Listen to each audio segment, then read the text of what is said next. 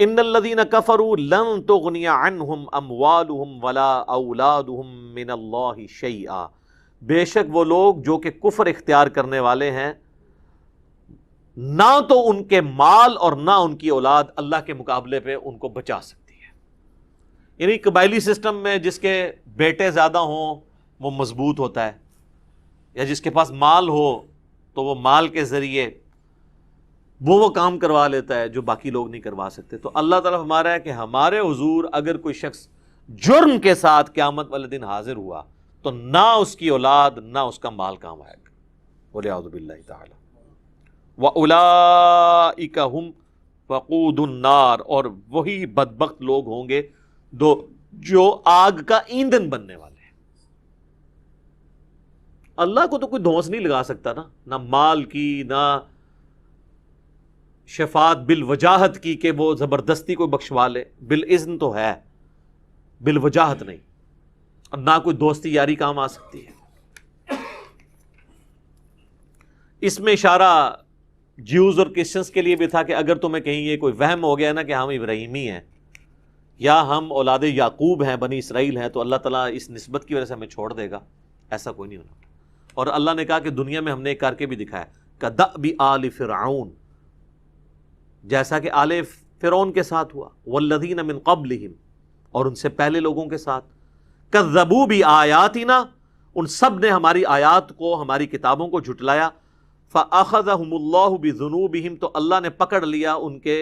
جرائم کے بدلے، ان کے گناہوں کے بدلے ان کو۔ اب یہ بات جوز اور کرسچنس کو تو پتہ تھی نا کہ کیا ہوا تھا، موسیٰ علیہ السلام کو تو جوز بھی مانتے تھے اور کرسچن بھی۔ تو اللہ تعالیٰ فرما رہا ہے کہ جس طرح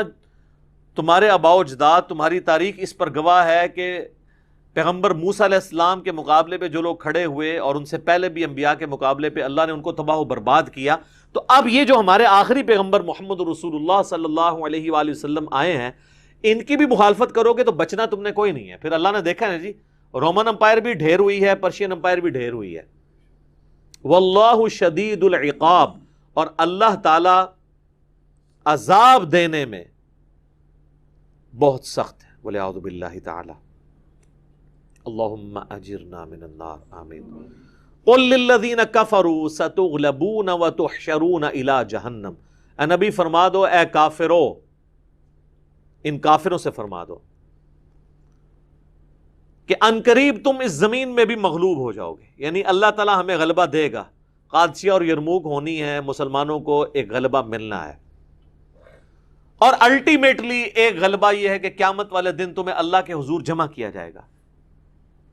اور جہنم کی طرف ہانکا جائے گا۔ وَتُحْشَرُونَ إِلَىٰ جَهَنَّمَ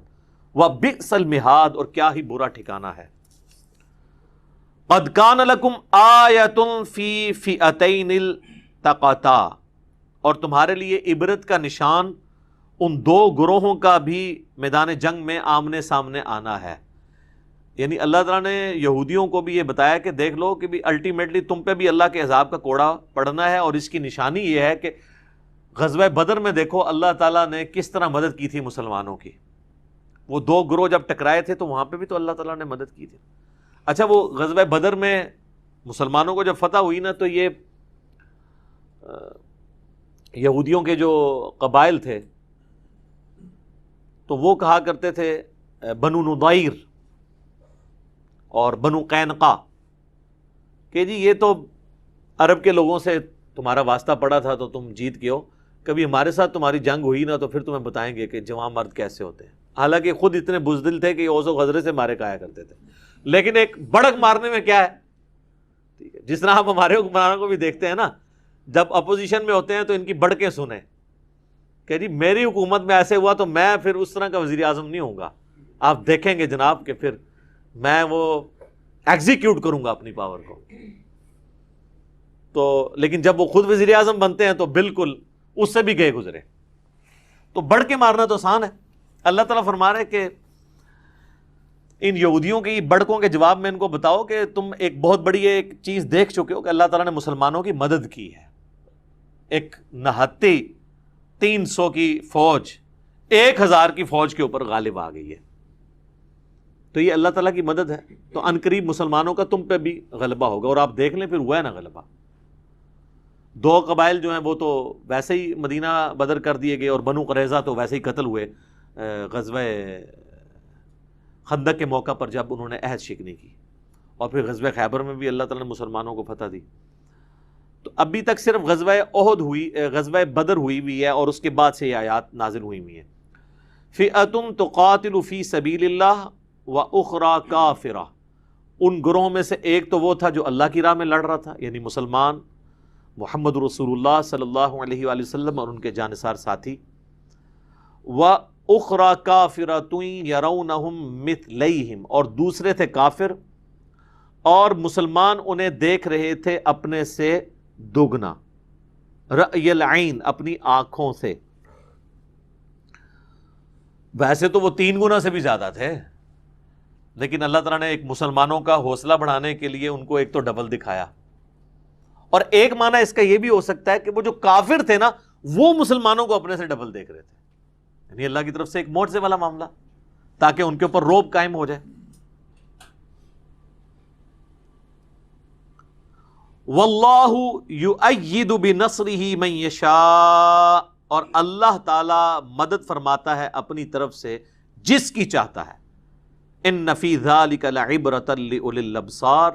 بے شک اس کے اندر عبرت ہے ان لوگوں کے لیے جو آنکھیں رکھتے ہیں۔ آنکھیں تو سب کی ہیں، عبرت کی آنکھیں، عبرت کی آنکھیں ہوتی ہیں کہ آپ کوئی واقعہ دیکھیں تو اس سے کنسیو کریں کہ اب میں نے اپنے آپ کو ان واقعات کی روشنی میں کس طریقے سے امپروو کرنا ہے۔ بہت لوگ روڈ ایکسیڈنٹ دیکھتے ہیں، اینڈ رزلٹ یہی ہے کہ وہ جس طرح کی زندگی گزار رہے ہوتے ہیں اس طرح گزرتی ہے۔ ہاں وقتی طور پہ وہ استغفر اللہ پڑھ رہے ہوتے ہیں۔ کئی بار ایئر کریش سے جب کوئی جہاز بچ کے لینڈ کر جاتا ہے تو اس دوران جو چیخیں بلند ہوتی ہیں اور استغفار اور کلمے، اور لیکن یہ نہیں ہوتا کہ وہ جیسے ہی لینڈ کرتا ہے تو جتنی بے پردہ عورتیں ہیں وہ اندر سے ہی پردہ کر کے نکلتی ہیں۔ حالانکہ جب لینڈ کر رہا ہوتا، یعنی وہ جب جہاز کانپ رہا ہوتا ہے نا، اس وقت انہوں نے سب کچھ نیت کی ہوئی ہوتی ہے، لیکن جیسے ہی زمین پہ آتا ہے نا تو چینج۔ اور اسی چیز کو اللہ تعالیٰ نے قرآن میں فرمایا کہ اگر ہم سورۃ الانعام میں، اگر ہم دنیا میں دوبارہ بھی انہیں بھیج دینا پھر بھی یہ وہی کام کریں گے جو پہلے کرتے رہے۔ یہ دنیا میں دوبارہ آئے ہوئے لوگ ہیں نا، ایئر کریش میں بچے ہوئے لوگ۔ یہ تو میں کہہ رہا ہوں کہ یعنی جہاز بچ گیا، کئی جگہ تو جہاز تباہ و برباد ہو جاتا ہے، کوئی ایک آدھ مسافر بچتا ہے، اس کو دیکھ لیں وہ بعد میں کون سی زندگی گزار رہا ہے۔ یہ بڑا مشکل کام ہے۔ زلزلے کے موقع پہ دیکھ لیں، یہ کتنا بڑا ایک اللہ تعالیٰ کی طرف سے ایک آزمائش ہے، سیلاب کا موقع ہے، کتنی چیزیں ہیں یہ دنیا میں اللہ تعالیٰ نے رکھی ہیں۔ تو اللہ تعالیٰ مارا ہے کہ اس میں عبرت ہے ان کے لیے جو آنکھ والے ہیں۔ آنکھ والے وہ ہیں جو اپنی آنکھ سے جو کچھ دیکھتے ہیں نا اس سے عبرت حاصل کرتے ہیں، نہ کہ یہ کہ بس ایک سٹوری کی طرح دیکھا اور دیٹس آل، ایسا نہیں۔